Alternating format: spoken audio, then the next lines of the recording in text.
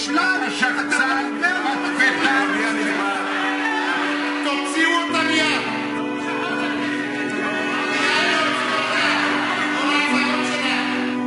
בבית הזה מתקבלות ההכרעות שמשפיעות על כל אחד מאיתנו. במשך שנים זה היה גם הבית שלי.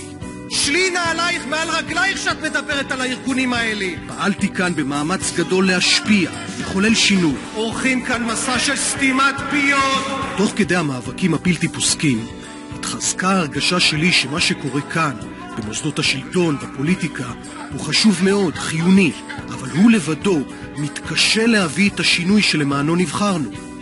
הרבה מההתקדשויות הסוערות האלה לא משפיעות על השטח. מה שקורה בחוץ, מול המצלמות, המחאות, הזעקות, לא באמת משנה את המשחק הפוליטי. חלק חשוב במאמץ לשינוי חברתי בישראל מתרחש בכלל במקום אחר, בעבודה לטווח ארוך, הרחק מהמצלמות והמיקרופונים.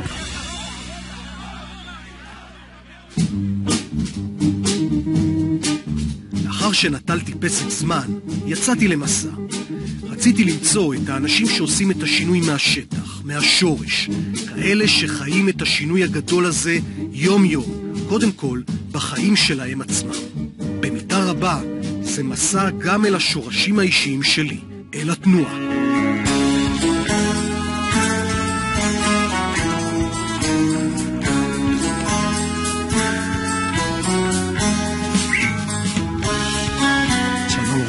ברוך הבא. אהלן.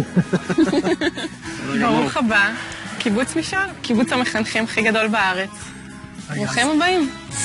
זה הקיבוץ. בעצם המבנה הזה זה כל הקיבוץ. זה כל הקיבוץ, אבל רק במרחב הפיזי שלו. קיבוץ זה הרבה יותר מרחב פיזי. כן, ברור. המשק שלנו זה כל החברה הישראלית. האנשים מרכיבים משפחה, והמשפחה מרכיבה קבוצה, ושתי קבוצות מרכיבות שתי קומות, ובעצם כל שתי הקומות האלה הם בכל הבניין. לפני שבועיים. איך קוראים לה? יערה. יערה. היא נושאת את התואר הכי קטנה בקיבוץ. לעת עתה. האחות שלי היא התואר השני הכי קטנה. כן, מתי נולדה אחותך? לפני בערך חודשיים. רובנו, גם אני, סיימנו עם בית הספר ועם תנועת הנוער בגיל 18. האנשים האלה בחרו אחרת. הם ממשיכים כאנשים בוגרים את החינוך וההדרכה לכל החיים, במטרה לעשות שינוי חברתי.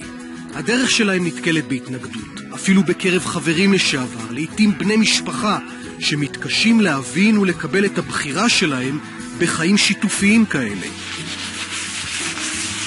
בתכלס הם נכנסים לדירות ומבנים מוזנחים בכל השכונות, משפצים אותם ומקימים קומונות שעוסקות בחינוך.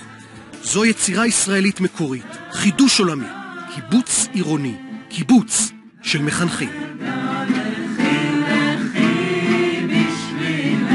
בחרנו לחיות חיים שקשורים במציאות של החברה הישראלית, לקום בבוקר למשהו שאני מרגישה שיש לו משמעות, שיש לו טעם, שיש סיבה לעשות אותו, שמדליק לי אש בעיניים וניצוץ בלב, ולעשות אותו עם שותפים. זה הדבר הכי עמוק והכי אמיתי מבחינתי.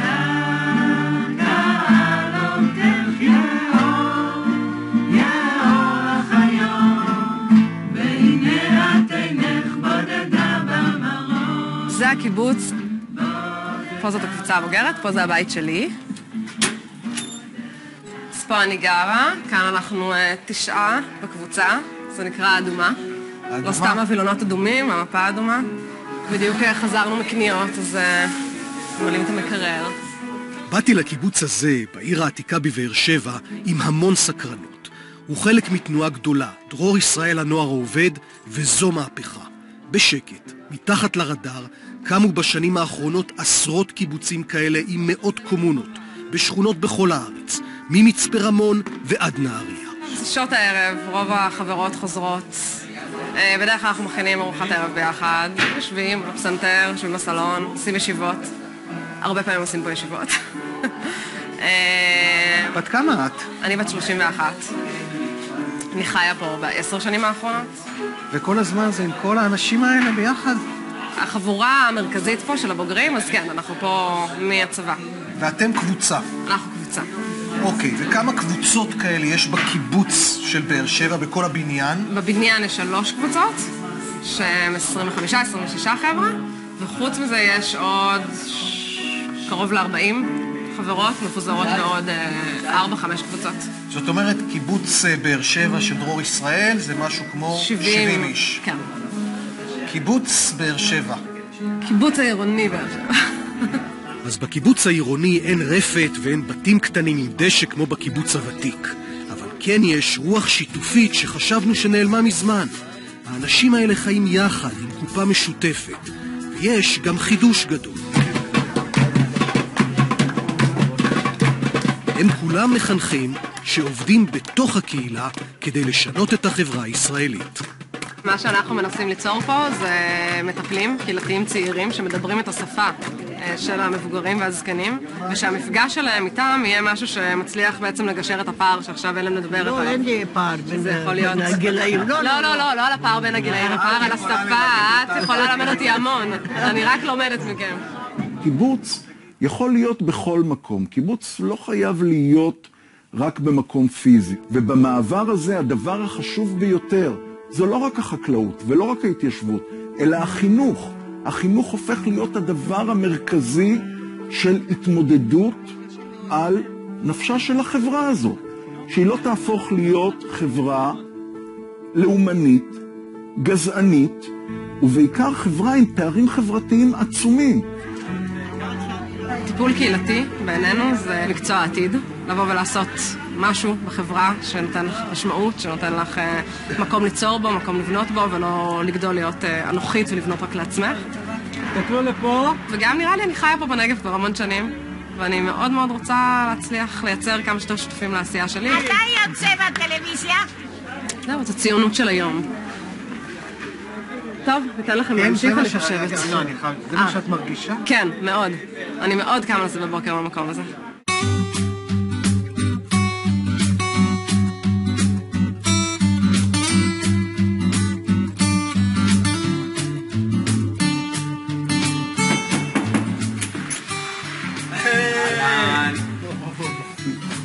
מה נשמע? זה הקיבוץ העירוני? כן, זה הקיבוץ העירוני, פה אני גר.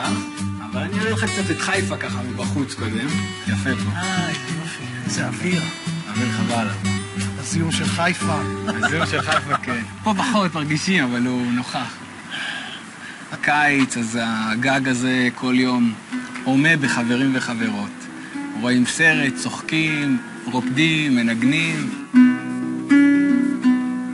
כשאני אומר את זה להרבה אנשים שהמטרה העיקרית בחיים שלי זה לא הכסף או מה שהכסף ישיג, אז זה נראה לאנשים שונה ומוזר, ואיך זה יכול להיות, אבל אנחנו בתוך מרוץ ואנחנו בתוך מרדף, ואנשים רק רוצים יותר ויותר ויותר. אני חושב שקודם כל בתור בן אדם אני בא ושם לזה יד, אומר די, סטופ. יש דברים שיותר חשובים לי, יש דברים שאני רוצה להשיג בחיים שלי שהם לא קשורים לכסף. לנסות להסתכל לפה, הופ, טוב. אני אחראי על כל הפעילות של החלוץ בארץ. רגע, בוא תראה. יש יותר מ50 מאמנים ומאמנות, קבוצות, יהודים וערבים וילדים ומבוגרים ובני נוער שבאים לעשות ספורט הוגן, חברתי, מענה, שלא יהיה גזענות, שלא יהיה אלימות. הלאה, צבעוני, יפה, 2, 3, 4, יפה. עוד שנייה נעשה משהו עם הקפטנים. בואו איתי, בואו. אם אתם רואים שחבר שלכם לא נהנה, אתם יודעים, כדורגל זה הרבה אנרגיות, אגרסיות, כעסים, עם הרבה אגו, אם מישהו ככה, אתם רואים מתחיל להתעצבן, אתם לוקחים אותו בצד. אחי, די, לא קרה כלום, תירגע. לנצח זה כיף, לנצח זה אחלה, תוכלו לדבר על זה מחר בבית ספר, אבל הכי חשוב לי זה שאתם באים ליהנות. ואני רוצה להראות לכם. זה שחקן, לא יודע אם אתם מכירים. שחקן קוראים לו סוקרטס, הוא היה קפטן מברזיל, מכיר? מעולה. היה קפטן, כמוכם, והוא הנהיג את הקבוצה שלו. זו הייתה תקופה שבברזיל לא היה דמוקרטיה.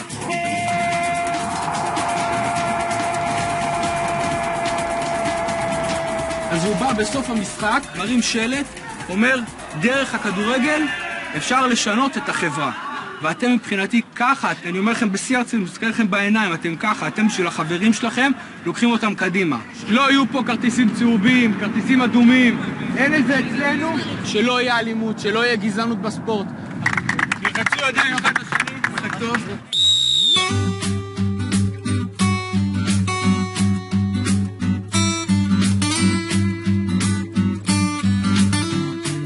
החיים שלנו הם בצניעות.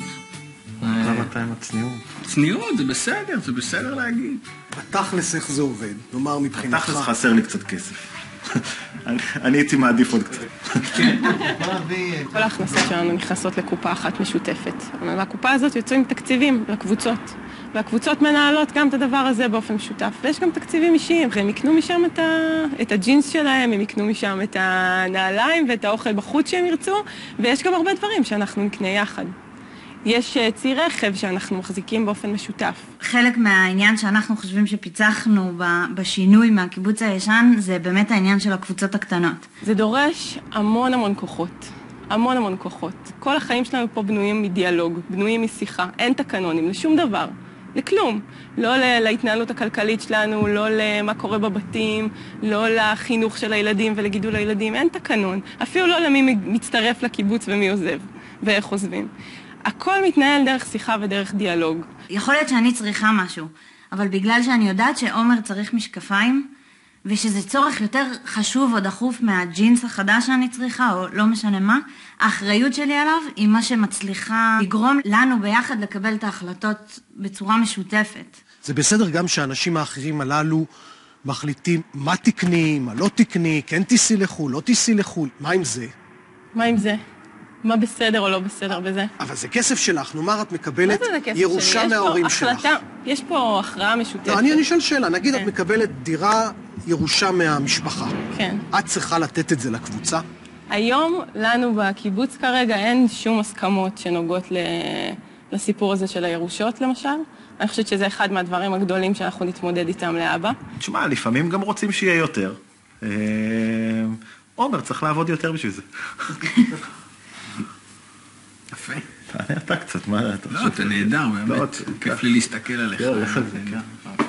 אתם מודעים לזה שמה שאתם אומרים כאן הולך נגד כל המוסכמות המקובלות, ואולי בגלל זה קשה לאנשים לאכול אתכם.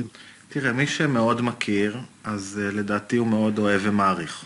וברור גם שיש כאלה, אפילו ההורים שלי יגידו לי, למה אתה לא דואג לעצמך? אני אומר להם, חבר'ה, אני לא דואג לעצמי, אני דואג לעצמי ולעומר ולענת ולניצן. הם יגידו לי, לא, אתה צריך ללכת, לדאוג לעצמך. לא יודע כבר מה זה אומר. האמת, זה נהיה פשוט לא קשור. החברה הישראלית ואני הפכו להיות לא קשורים.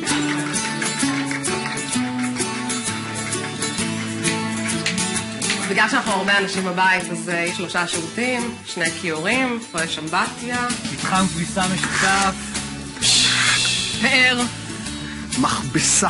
3 הדירות, 3 הקבוצות עושות את הכביסה כאן. ויש תורני כביסה, משהו? יש תורנות על מי קונה את האבקה ואת המרכך, ויש לנו... מי מגייץ? לא, מגייץ עוד לא. אני לא חושבת שיש מגייץ במתחם הזה. במתחם לא נראה לי שיש מגייץ. אוקיי. מה היה פה קודם?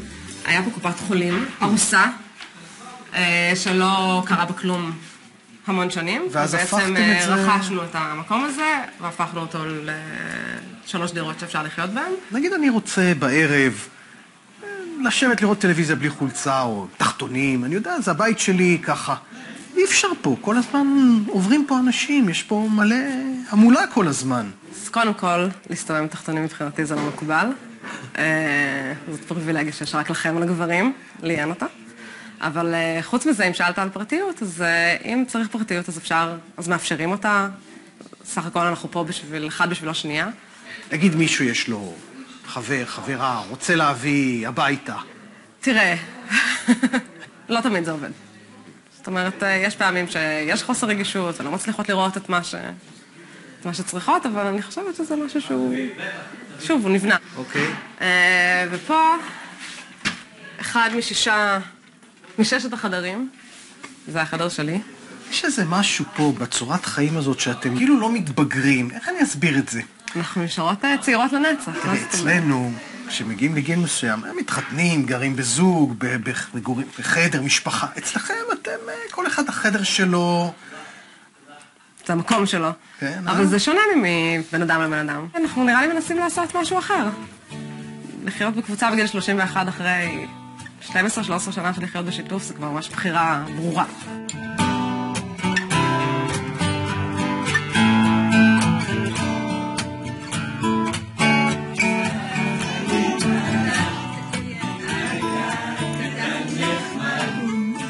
חנוכיה שלי, אורך נעלי. רגע, אז בוא נראה מי הוא מי פה, אם אני מצליח.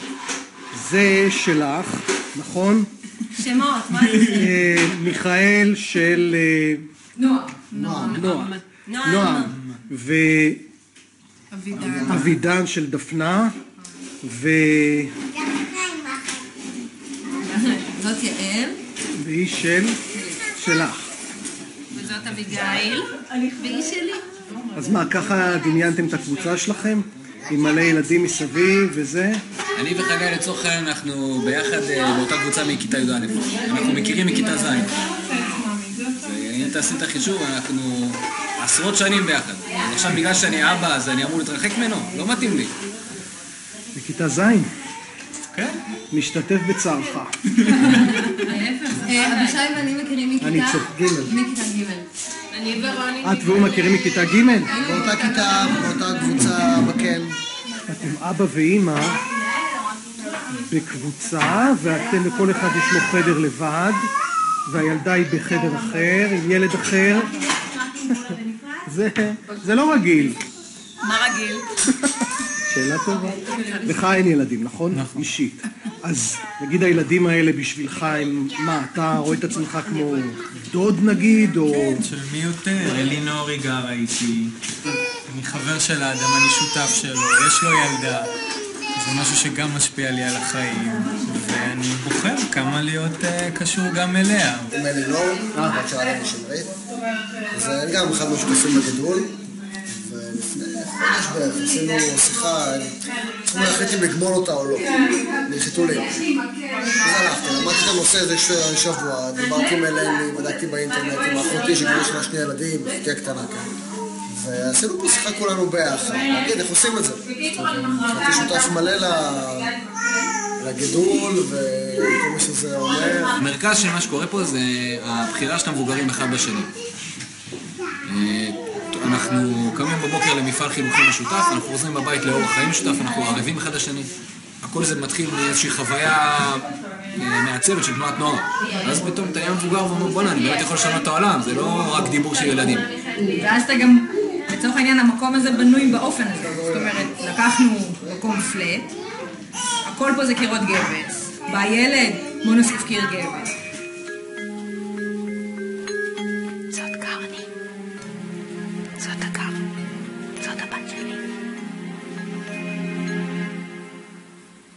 ארז עוד חודשיים יהיה בעזרת השם תפות. מזל טוב, מזל טוב. הילד נכנס לתוך מערכת היחסים. לא, זה לא שלך. בואי נראה לניצן את החדר שלך ושל דנדן.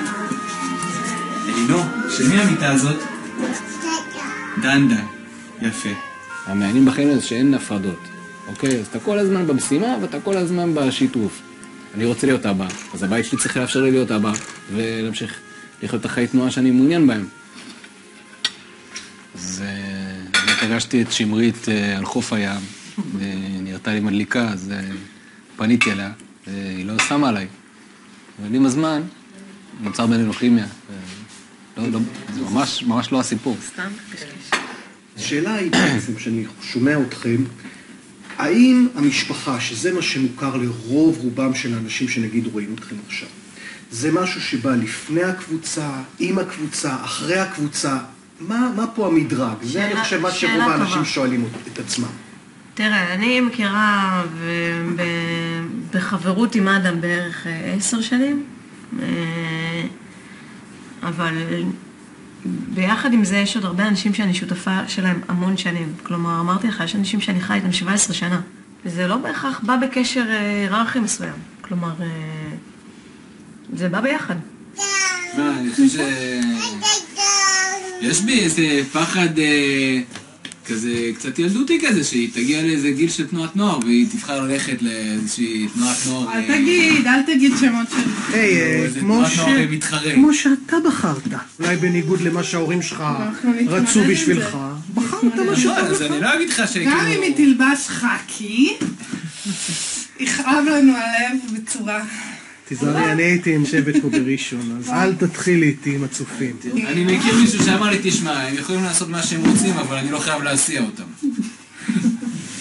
תמיד אני אומר לחברים שלי שהיו בתנועה ועזבו, שהם פריירים, כי אם יש גיל לחיות בקומונה זה שיש ילדים, כי זה כל כך נוח, כאילו, גם שאתה תקוע ילד יום שלם בבית, ויש לה מישהו שיעזור לך, כאילו, רבע שעה, חצי שעה פה, 10 דקות פה, רגע... זה נוח, זה לא קורה היום ברוב החברים שלי, גרים, כאילו שכנים שלהם לא יעזרו להם, הם לא יבקשו מהם דברים כאלה. אבל לא מפריע לך לפעמים שאנשים בקבוצה מתערבים לך בגידול של הילד, נותנים עצות? אני מבסוטה מזה, חבל על הזמן. יש מישהו שמשקף לך, שאומר לך, אני אוהבת את זה, לא כולם אוהבים, לי זה נעים. צייה, ששון, בואי שבי. שבי. זה ממש כמו פעוטון בתוך הבית. תגידי, מי קונה פה? מי אחראי? מי מצייד את המקרר? האמת שאנחנו עומדים רשימת קניות. זה משוכלל כל הדברים שדפנו אוכלת, ואייל אוכל, ואני אוכלת, ואדם, ואבישי. וככה אנחנו לא שוכחים. מי המנהל? קרא למנהל. איפה המנהל פה? איך אתם מתנהלים בלי מנהל? כלומר תקנון. כן. אז אין. בשום דבר. אין תקנון. על שום כלום. כל מה שיש זה את האמון ואת השיחה.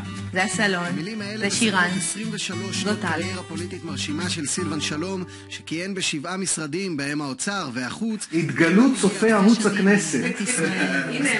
בקיבוץ דרור ישראל בראשון לציון. הטרדות מיניות, מעשים מגונים, תענוג בכנסת, לא? הבוקר פורסם בגלי צה"ל כי בין המוטרדות... אנשים יש להם אולי דימוי שזה קומונה, זה איזה מקום כזה מוזנח, או אני לא יודע, ישן כזה, אבל בסך הכל שמסתכלים, אתם... זה לא מפואר, זה צנוע, אבל זה בסדר גמור. באמת. מה זה קלאסה? לא, באמת. אני רוצה להגיד לך, תראה, זה גדול, זה מרווח, זה... לא יודע אם אני הייתי חי פה, אבל הייתי יכול לחיות פה, כן, כן. אני חושב שהרבה מאוד אנשים, וגם רואים את זה בשנים האחרונות, מחפשים את הביחד. אבל משהו השתרש בהם שהם צריכים לצבור לבד. אבל את החברה אנשים מחפשים, וזה בית ליגה, זאת סביבה חברתית ליגה, יש לך עושר אדיר חברתי, יש לך ביטחונות חברתיים אדירים. אבל תראי, רונית, אין לך דירה, אין לך מקצוע, אין לך חיי משפחה מקובלים. את לא מרגישה שאת מבזבזת את החיים שלך ולא מתחילה כאילו בחיים האמיתיים? ממש לא. מה זה החיים האמיתיים אם לא לעשות את מה שאתה חושב שהוא הדבר הכי חשוב לעשות את מה שאתה רוצה לעשות, להרגיש שיש לך משמעות לדברים שאתה קם בבוקר, שאתה רוצה לעשות אותם? מה זה החיים האמיתיים אם לא זה? אנשים לא, הם מחפשים כל הזמן איפה אנחנו דפוקים. אנחנו לא דפוקים. אנחנו פשוט לא דפוקים. אולי כן, כמו כל בני אדם, אבל זה מאוד קשה בעולם שאנחנו חיים בו ובמדינה שאנחנו חיים בה, להסביר שאנחנו אנשים שאוהבים האחד את השנייה, רוצים לחיות ביחד, רוצים לגדל את ילדינו ביחד. הרצון שלנו לא להיות לבד בעולם, הוא לא רצון דפוק. מה עם הטענות האלה שעושים עליכם מניפולציות וששוטפים לכם את המוח ושזה לא דמוקרטי וכופים? אחד הדברים שהכי קשים לי לשמוע זה ההנחה שאם אתה מתנהל באופן משותף עם עוד אנשים, אז אתה לא אדם עצמאי ואתה לא חושב בראשך אתה. וזה באמת דבר מקומם. אני אף פעם לא ראיתי את האימה הזאת שזה קאט, שחוטפים את הילדים. אני ממש לא האמנתי בזה. לאורך כל הדרך מהרגע שביתי הצטרפה, וגם בשנים שליוויתי את כל המפעל היפה הזה, חשבתי שהיתרונות עולים על החסרונות ובהרבה. זה שבכלל לאנשים קשה לדמיין שאפשר לקבל החלטות עם עוד אנשים. זה שאי אפשר לדמיין את זה היום במציאות. אני חושבת שזה תעודת עניות לנו כחברה. יש את המשפחה, ואז יש את הקבוצה, זה משהו קצת יותר גדול מהמשפחה, אבל אחרי המשפחה גם יש את הקיבוץ. אנחנו לא חברי קבוצה, ההורים שלנו הם חברי קבוצה. אני מגיעה הביתה וההורים שלי לא בבית, אז אני לא צריכה, נגיד, לטעות איפה הם, אז אני יכולה, נגיד, ללכת לחברים. ואני יכולה להסתובב חופשי, לא בבית, בלי נעליים, אתה יכול להשיג חברים מאוד בקלות. לכל קבוצה יש מרחב משותף, שזה כמו עוד בית. ואם את רוצה להיות לבד, מה את עושה? אז אני נכנסת לחדר. אני מגרשת את גדי. זה נכון. יש עוד אנשים שעוזרים לי, ולפעמים מביאים אותי לגן שקוראים להם אמילי ואוהד. ויש להם תינוקת בת 2 שלפני שבוע וכמה ימים היה לה יום הולדת וקוראים לה אלון. בעצם אחותך כזאת, נכון? למרות שאתם לא אחים. נכון. בדודה. בדודה. יש הבדל בין חברות שלך בכיתה לבינך בגלל שאת בקיבוץ? כן, הפלאפון. הפלאפון שלי זה פלאפון מקשים זה. לכל הכיתה שלי, חוץ מלילד אחד, יש פלאפונים. בחודש הבא הוא מקבל טלפון מגע. ורק לך אין פלאפון מגע? מגע? לי ולעופר. מה שלא כיף לי בקיבוץ זה שאין לי טלוויזיה. עוד מעט לי תהיה טלוויזיה. אז תוכל ללכת אליו ולראות. נו באמת, אתה צוחק, יונתן. אולי. אתה צוחק. לא, אני רציני. אתה צוחק איתי. יהיה לכם בסוף. יש לנו. לא, אני כבר בת 12 ואין לי, ועוד מעט בת 12 ואין לי. ולמה את צריכה טלוויזיה? למה את רוצה טלוויזיה? כי זה כיף. אני יכול להגיד לכם, ילדים, שהרושם שלי שפה בקיבוץ, במשעול, בקיבוץ העירוני, ילדים מקבלים המון תשומת לב. כן, ובגן יש תערוכה של דברים שקשורים לתרבות של המשפחה. ואני עוד לא החלטתי מה להביא. יצאתי מהקיבוץ הזה בנצרת עילית בתחושה חזקה של חיבור. האנשים האלה לא חיים בבועה, הם לא תיירים ולא אורחים כאן. הם חלק מהקהילה ומנסים להשפיע עליה ולשנות אותה. לא מלמעלה, לא בהתנסות, אלא מבפנים, דרך עבודה משותפת כבאר שבעים, נצרתים ואפולאים לכל דבר. All about that funk, dope that I'm about to start sailing now. All your riggers and all your party chickens, everybody's in the funky blowout. You know where set sail from, just around the corner from the Portobello Road. נתתי אורח נוסף לליל הסדר השנה. באמת? מי זה? את לא מכירה עדיין. רועי, חבר של אסף. מה אמרת? חבר שלו? כן. רועי הוא החבר של אסף. אז אנחנו קבוצה שהיא חלק מהקיבוץ העירוני, קיבוץ אמנים מחנכים בעפולה. באנו לצמצם פערים חברתיים דרך תרבות ואומנות וחינוך. ואני כבר חשבתי שהוא גמר עם השטויות האלה. חשבתי שזה עבר לו. אמא, זה לא עובר וכבר יש לו חבר. כיף גדול, אנחנו בגדול הכרנו חבורה של אנשים מוכשרים מאוד, עם המון רצון ומוטיבציה ליצור. הם החליטו שאחרי שעות העבודה שלהם בערב הם באים ויוצרים ולומדים להיות שחקנים, לוקחים חלק בכל תהליך ההפקה, בכתיבה, הם מביאים את הסיפורים האישיים שלהם, הם מביאים ממש את החיים שלהם לפה. אמרתי לך שאני לא מסכימה לזה. ומה את חושבת, שאם סבתא שלו תגיד שהיא לא מסכימה, אז הוא יתאהב בנשים פתאום? את רוצה להרוס לי את החג, אה? לי בעצמי יש בן שהוא גיי, ויום אחד זרקתי את זה למורן, וכבר קוראים לי שחקנית, אני לא מרגישה בכלל כזאת. בשנה, שנתיים הראשונות כל הזמן קראו לנו סטודנטים, לא ידעו מה אנחנו. גם כל פעם אמרתי, אני מגיעה מתל אביב, ואמרו לי, זה בדרך כלל הכיוון ההפוך. אבל לאט לאט כשאתה חלק מהמקום, אז מתחברים אליך, אוהבים אותך, והיום אנחנו אפילו יודעים להגיד שאנחנו זיהינו צורך וצמא מאוד מאוד גדול לתרבות ולאומנות פה בעיר. כשהייתי ילדה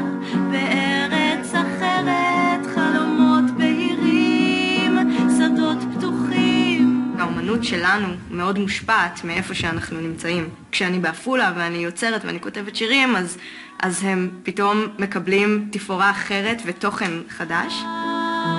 חלום אחד על ארץ רחוקה.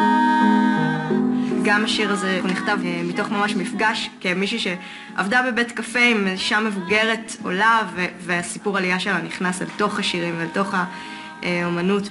כאילו בעצם נוצר איזשהו זן חדש של אומנות ותרבות שהוא בחיכוך עם החברה, עם ממש כאילו בפנים של החברה הישראלית.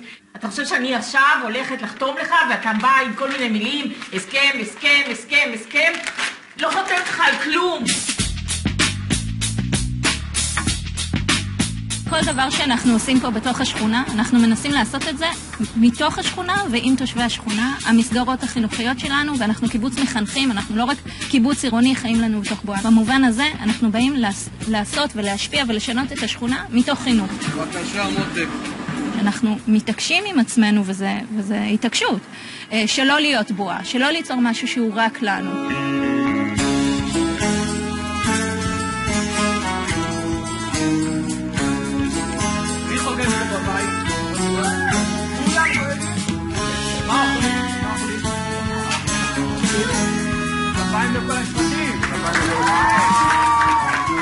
אנחנו חיים בשכונה ענייה, העוני לא חולף על פנינו. הילדה שלי, הילדים שלנו וגם הילדים שמתחנכים בבית הצעירים קמים בבוקר ורואים בן אדם מחטט בפח זבל לחפש אוכל, והם רואים הומלס ברחוב והם רואים נרקומן.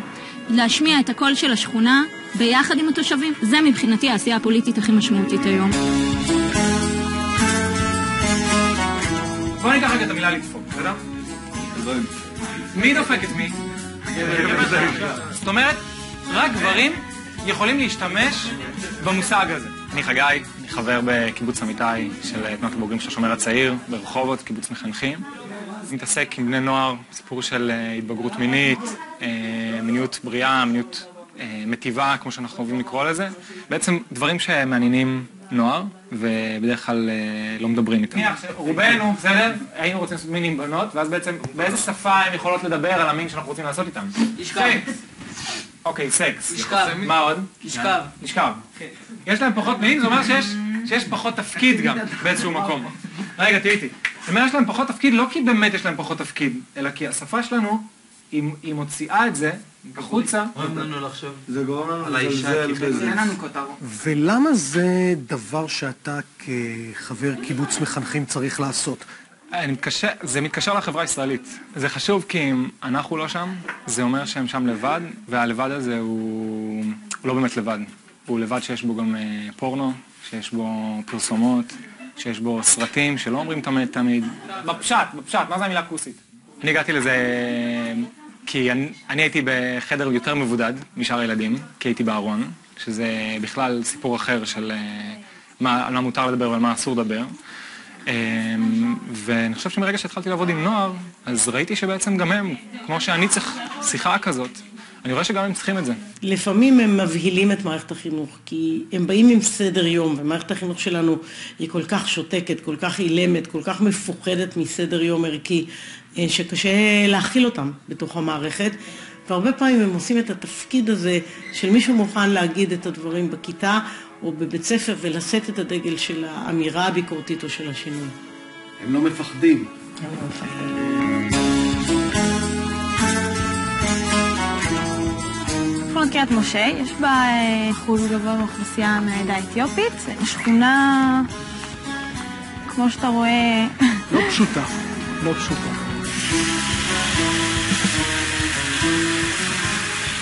כאילו להיות עירונית ולחשוב על שנת שירות זה משהו שבחיים לא ידעתי שקיים בכלל, עד כיתה י"א-י"ב.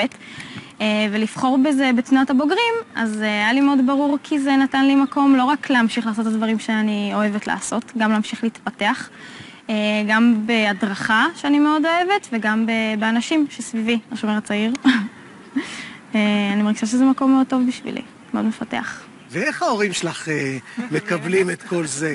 אני חושבת שכמו כל הורים, כאילו, אני בת 23, אמא שלי רוצה שאני אלך כבר ללמוד, אחי הגדול עושה את זה, יאללה, מה קורה איתך? זה התמודדות יומיומית. אבל בסדר, כאילו, זה המציאות שאני בוחרת לעצמי, אמא שלי מקבלת את זה. יש משהו מיוחד בזה שגם את ממוצא אתיופי והחיבור שלך עם החניכים הוא משפיע על זה? אני מאמינה שכן, זאת אומרת, אם זה דברים שאני כאילו הצלחתי להתחמק מהם, אז מין עכשיו זה כזה מביא אותי להתמודד דרכן איכשהו, בתוך כל הדברים האלה. ככה באימות של אמיתי כזה, של להיות נערה, להיות אתיופית, לגדול ככה בתוך כל החברה הזאת. אני עדיין ככה בטווח גילאים 10 שנים, בכל זאת רחוקה מהן, אבל דברים שהן באמת מסוגלות ככה לשתף אותי בו, שאני ככה בשמחה מקבלת כל דבר שהן נותנות. כן, אתה רוצה להיות גם מדריך כמוהם? כן. למה? כי זה גאווה לעזור לילדים שקשה להם. איך אתה בחיים? קל לך בחיים? קל לך? קשה לך? קל לי בזכותם. יעקב הוא הנסיך של הבית. נכון? כן. וגם המנהיג. נסיך. המשימה החינוכית הזו היא רק חלק מהתמונה, כי חברי קיבוצי המחנכים הם לא רק מחנכים, הם בעיקר פעילים חברתיים. המפגש הראשון הקרוב שלי איתם היה במחאה החברתית. ראיתי אז את העומק האידיאולוגי שלהם, את הדבקות במטרה. הם היו ממובילי המחאה, ועכשיו, בעיניי, הם מהבודדים שבאמת ממשיכים אותה. הנהלת מקדונלדס היקרה, תקשיבו לעובדים, תשבו למשא ומתן וביום משחקים, איזה בלגן, איזה דרך. ראיתי אותך בהפגנה מול מקדונלדס עם טוף, משהו חזק ביותר. אתה מעסיק בני נוער, יש לך אחריות חינוכית עליהם בסופו של דבר. כלומר, זה לא עוד סתם עובד, זה לא משהו כזה, זה נער, זה מישהו שיכול להיות הבן שלך. אז במקום העבודה הראשונה שלו זה איזשהו מסר לכל החיים, זה מסר איך נראה שוק העבודה בישראל. גם אני בתור נער הייתי נער עובד, מנוצל, תקופות שעבדתי בשתי עבודות, בשלוש עבודות, כדי לקיים את עצמי. הם רואים מולם חבר'ה צעירים, עבודה ראשונה שפתחת. בדיוק, אתה לא יודע את זה, אז מה אכפת להם? הם חוסכים עליך כמה אלפי שקלים. כל פעם מחדש, כל נערה שמגיעים אליהם מחדש, אני קולט מה המצב בשוק העבודה. חברה שהיא נראית כמו ג'ונגל לפעמים, כי החזק שורד, כי אם אתה תדרך קצת על מי שמתחתיך, אז אולי אתה תצליח להתקדם בהיררכיה.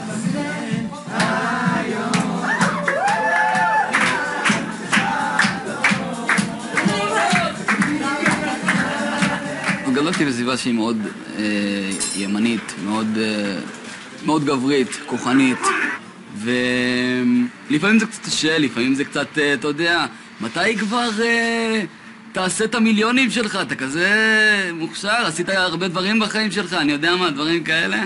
בסופו של דבר הם מקבלים את זה, הם לומדים גם מאוד מאוד להעריך את זה, ואם פעם היה לי דימוי, כשהייתי ככה חניך צעיר בקן חדרה, בכיתה ט', היה לי דימוי שזו תנועה אשכנזית, אז אני לאט לאט מבין שזאת לא. זו תנועה של כל החברה הישראלית בסופו של דבר, ולאט לאט מבינים שיש פה מהכל.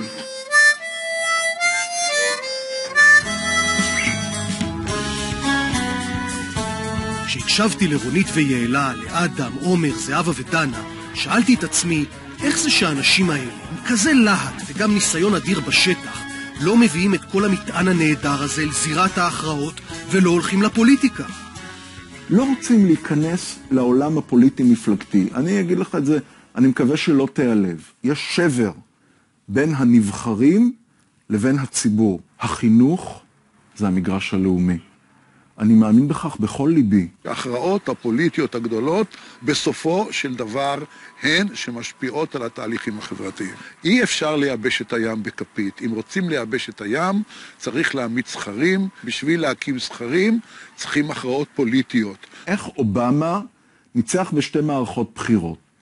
אוהבים להגיד הוא ירד לשטח, אבל כדי לרדת לשטח צריך שיהיה שטח, צריך שיהיו אנשים, צריך שיהיו סניפים, צריך שתהיינה פעילויות. אנחנו לקחנו את הדבר הזה על עצמנו. כולנו נגיע לכיכר. זוכרים את הרצח, נאבקים על הדמוקרטיה. אתן מאמינות בשלום? כן. אתם מאמינים שהיום שלום יכול להתקיים? כן. ומה צריך כדי שזה יקרה? צריך נהיה ביחד. שנחיה ביחד? כן. נהיה דוגמה לכל העולם. אנחנו לפני 4 שנים, אני ושותפים נוספים, הרגשנו שאנחנו מגיעים לכאן כל שנה. מי שעולה על הבמה זה פוליטיקאים. וזה אנשים שאומרים שלום, שלום, שלום, אבל אין קהל. היחידים שהגיעו זה אנחנו, החולצות הכחולות. ואמרנו, מי אחראי על עיצוב הזיכרון? אני חושבת שגם אני אחראית על עיצוב הזיכרון. אני החלטתי שעל הבמה הזאת לא יהיה רק אוסלו והסכמי שלום. ניצן, אל תביא לי את עצרת רבין, כי מבחינתי עצרת רבין היא ההוכחה איך לא לעשות. להרוג את העצרת שהיא דיברה על השלום, בשביל לשבת ובנושא הכי מרכזי, להגיד אנו נושבים ביחד, זה לא המטרה שלי. אני מודה, יש פה מחלוקת מאוד אמיתית. זה מדבר ליותר אנשים. יותר אנשים באים לשמוע, באים להתחבר, באים להגיד, אוקיי, יש על מה לדבר. החברה היא כל כך מלחמה בתוך עצמה שהחלטתי ללכת ולעשות שלום קודם כל עם אחי, בני עקיבא. בסוף, כשיהיה מצב שנרצה לעשות שלום, אנחנו צריכים להיות ביחד בדבר הזה. עם מי נעשה שלום?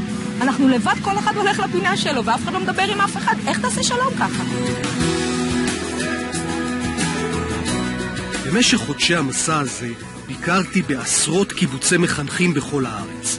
ראיתי אנשים, לפעמים מאוד צעירים, שבמו ידיהם כבר הקימו מפעל חינוכי שלם. הקמנו את זה לפני 5-6 שנים עם 2 קבוצות. היום אנחנו 5-6 שנים אחרי עם 55 קבוצות. צעד אחר צעד, אתה רואה בסוף השנה, הילדים מדברים אחרת, הילדים חברים יותר, הילדים אוהבים את עצמם ואת הקבוצה שלהם. בשביל זה אנחנו פה. ראיתי אנשים שעושים שינוי אמיתי במקומות הכי מאתגרים בפריפריה, כחלק ממנה, לא כנטע זר. לראות פה דור שהוא חלק מהדור שלי, שרוצה שהם באר שבעים ומדימונאים והרדניקים וקריית גתים שרוצים לבוא ולעשות שינוי פה בנגב וליצור עוד שותפים. יכול להיות שפתחתי להם דלת. אנשים שפגשנו ברחוב היו פשוט מלאי תקווה. וואלה, כן, פתאום קרה משהו. זה עבר משהו, הקהילה הזאת השתנתה. פגשתי אנשים, המון, שמקימים משפחות בתוך הקבוצות הללו, ומקיימים בחיים שלהם ושל הילדים שלהם את הערכים שעליהם הם מחנכים בחוץ. יש ביקורת על צורת החיים הזו, אבל היא מספקת תמיכה וביטחון שרבים בישראל עם הניכור החברתי והפערים הכלכליים העצומים כמהים להם. כל אחד הוא חוט, ואנחנו צריכים ליצור את הבגד. צריך שכולם יהיו חברים, ואז ייווצר הבגד. ואני חושב שבקיבוץ משול זה די קרה. נוצר בגד. וזהו. במסע הזה פגשתי אנשים שמסרבים לקטר. הם לא בורחים מהתמודדות עם הבעיות הכי קשות כאן, ובעיקר לא מוותרים. לא מוותרים על החברה הישראלית. אנחנו בתהליכים של התפרקות, לדבר היום על קהילה, לדבר היום על שיתוף.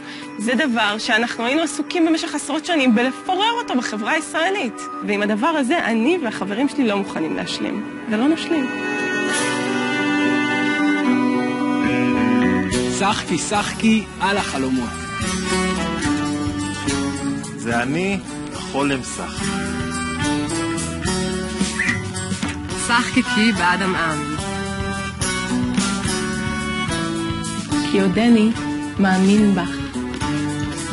וממש כמו השיר הזה, אני מאמין, אותו בחרו כהמנון שלהם, החבר'ה האלה נותנים לכולנו סיבה טובה להאמין שיש תקווה. כי עוד נפשי דרור שואפת. לא בחרתי על עגל פז.